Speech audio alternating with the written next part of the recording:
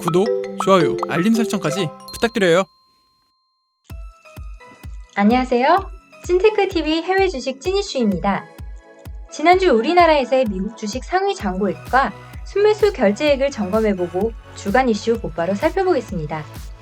먼저 지난주 미국 주식 잔고액 상위 종목을 볼까요? 1위부터 8위까지 순위 변동이 없었네요. 그 밖에 9위에서 14위 사이 니오, 보잉, 알리바바 순으로 소폭 순위 변동이 있었습니다. 이제 지난주 미국 주식 순매수 결제액을 보겠습니다. 알리바바가 순매수 결제액 415억으로 1위를 했네요. 테슬라는 1위에서 3위로 2단계 순위 하락했습니다. 코로나 백신 관련주 화이자가 6위. 최근 바이든이 정보국장으로 팔란티어 출신 발탁 소식으로 주가가 급등한 팔란티어가 7위. 그리고 미국 전기차 충전소 1위 기업인 차지포인트와 합병 예정인 스위치백 에너지가 15위를 차지했습니다. 미국 전기차 업체인 테슬라의 주가가 $1,000까지 간다는 전망이 나왔습니다.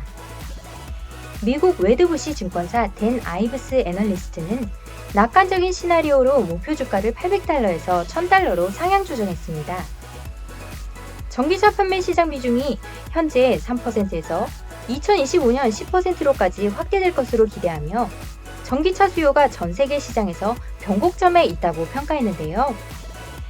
테슬라의 올해 주가를 보시면 올해 1월 1일부터 11월 27일까지의 주가 상승률은 581%입니다. 그동안 골드만삭스로부터 지속적인 적자로 혹평을 받았던 테슬라가 올해 중국에서 모델 3, 모델 Y 판매량 증가로 흑자를 내기 시작하며 올해 연간 예상 판매량은 사상 최대인 50만 대를 바라보고 있습니다. 하지만 현재 높은 주가 상승률로 지금 투자하기에 부담스러워하는 투자자들도 있습니다. 테슬라는 현재 어떤 상황인지 함께 체크해 볼까요? 테슬라의 최근 쿼터별 실적 추이입니다. Operating Revenue, 즉 매출을 100%로 기준을 잡았을 때 Gross Profit, 매출 총이익이 올해 3분기 23.5%로 꾸준히 상승하는 것을 볼 수 있습니다. Net Income, 당기 순이익을 보면 올해 3분기 3.4%로 19년 2분기 마이너스 6.4% 대비 좋아진 모습을 볼 수 있습니다. 하지만 리스크 부분도 있습니다. 내부자 거래를 보시면 초록색 막대 그래프가 내부자 매수, 빨간색 막대 그래프가 내부자 매도입니다. 20년 들어서 빨간색 막대 그래프가 상승하고 있는 게 보이죠? 내부자들이 올해 들어 주식 매도를 많이 하고 있습니다. 최근 1년 동안 내부자 매도는 2억 2천 달러이며 반면에 내부자 매수는 $1,000밖에 안 됩니다. 최근 누가 팔았는지를 보면 테슬라 CFO 재무책임자 자카리 커크온을 필두로 내부자들이 꾸준히 테슬라 주식을 매도해 오고 있습니다. 테슬라 공매도 추이를 보시면 Short Interest는 공매도 주식수, Daily Share Volume은 하루 거래량, 그리고 Days to Cover는 공매도 주식수를 정리하는 데 걸리는 일수입니다. Days to Cover가 1이면 하루 만에 공매도 주식을 다 정리할 수 있으며 1.9라면 공매도 물량을 정리하는데 1.9일이 걸린다는 이야기입니다. 이 수치가 높아진다는 말은 공매도 물량을 정리하는데 며칠이 걸릴 수도 있으며 앞으로 호재가 없을 것을 예상해 공매도에 들어갔다고 볼 수도 있겠죠. 앞으로 공매도 물량이 지속적으로 높아지는지 투자 시 검토해보면 좋겠습니다. 마지막으로 마켓비트에 나와 있는 다른 전문가들 의견을 볼까요? 총 33명 애널리스트 평가를 보면 셀 11명, 홀드 11명, 바이 10명, 스트롱 바이 1명으로 전문가들 의견이 갈리고 있네요. 앞으로 테슬라 관련 자료를 지속적으로 검토하고 지켜봐야 될 듯 싶습니다. 이제 전기차 충전소 관련주를 보겠습니다. 미국 최대 전기차 충전 회사인 차지포인트가 올해 12월 중 스펙 기업인 스위치백 에너지와의 합병 소식으로 최근 투자자들의 관심을 끌고 있습니다. 차지포인트는 세계 최대 전기차 충전 네트워크를 보유하고 있습니다. 마켓쉐어를 보면 73%로 압도적인 1등입니다.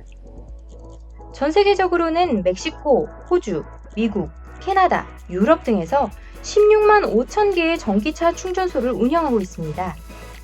2025년에는 250만 개소를 운영할 예정이라고 하네요.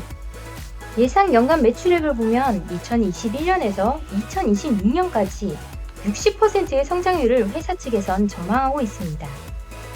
전기차 보급률이 증가함에 따라 차지 포인트는 성장할 수밖에 없는 구조이기 때문입니다. 다만 주의할 점으로는 락업입니다. 락업이란 회사 내부자들이나 파이프를 얻은 기관 투자자들이 상장 직후 주식 거래를 하는 것을 방지하는 계약인데요. 오너십 브레이크다운 표를 보면 합병이 된다면 기존 차지 포인트 주주들이 80.4%, 파이프 기관 투자자들도 7.4%나 됩니다. 락업이 해제되면 대주주 물량 및 파이프 기관 매도 물량이 나올 수도 있습니다.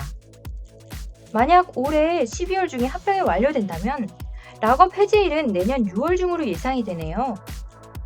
합병이 확정되면 뉴스 기사로 확실하게 나올 테니 신경 써서 관심을 가지고 있어야 될 것 같습니다. 비트코인이 3년 만에 19,000달러를 재돌파했다는 소식인데요. 올해 1월 1일부터 11월 27일까지 무려 160%가 급등했습니다.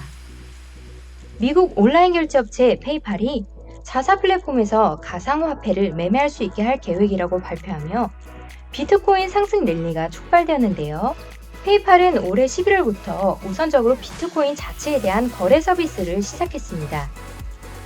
내년 초부터는 페이팔의 모든 가맹점에서 비트코인으로 결제 서비스까지 제공할 예정이라고 하네요.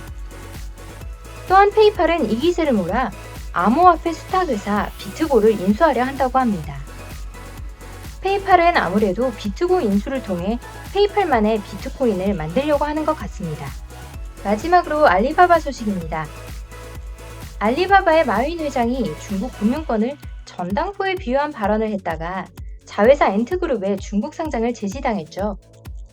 소위 이런 중국 시장 리스크로 인해 주가가 폭락했었는데요. 하지만 그럼에도 불구하고 사람들은 알리바바를 굳건한 기업으로 바라본 듯합니다. 오히려 저가 매수 기회라고 생각하고 1,000억 원을 더 매수했다고 하네요. 앞에서 보신 순매수 결제 순위만 봐도 아시겠죠? 이상으로 찐테크TV 찐이슈였습니다. 다음 주 월요일에 찾아뵐게요. 안녕! 구독, 좋아요, 알림 설정까지 부탁드려요.